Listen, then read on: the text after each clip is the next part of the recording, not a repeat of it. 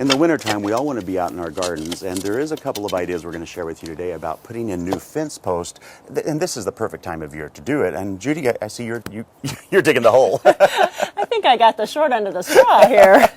But you know, this is the cornerstone for whenever you want to put up some kind of structure in your garden.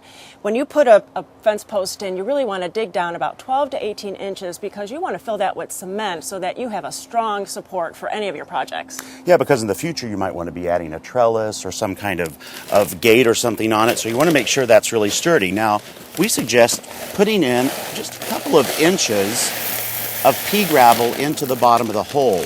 And we do that, Judy, because look at this. This is the one that we took out of the ground. Right, and you know, and if this would have had pea gravel at the bottom, this post wouldn't have been resting right on the mud and starting to rot here. Plus, they didn't use enough cement. This is really just a small portion of the cement you could have used.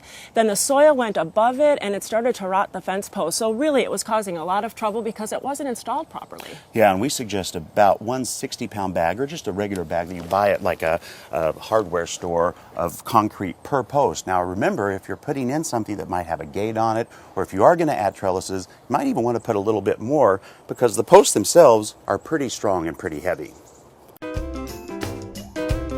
One of the first things that you should do when you are setting up a line of fence posts is to make sure that you're on your side of the property and they're all straight in a line. You also want to make sure you're not digging into any gas lines or power lines, so don't forget to call before you dig. Now, before you pour the concrete, make sure that you set your posts and brace them so that they're level. Then be sure to double check them and check them one more time.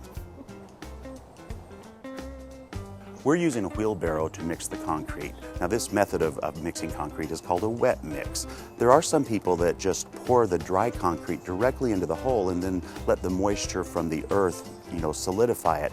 However, to us, we think that probably isn't the best idea because you might get some dry spots, and if you wet mix the concrete, it'll actually form itself around the post from the beginning.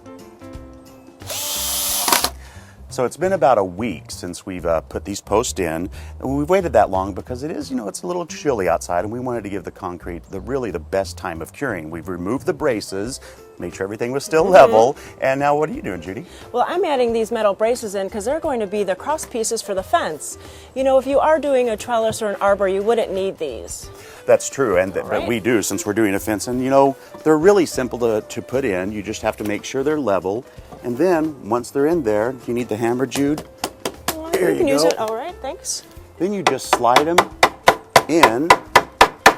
You might have to tap them down a bit. That was easy. And once that's done,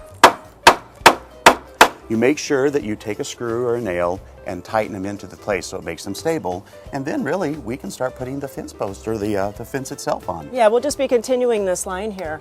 In future shows, we'll be showing you how to do an arbor, so stay tuned. This is just to go and show you that there's always something to do in the garden, even in the wintertime.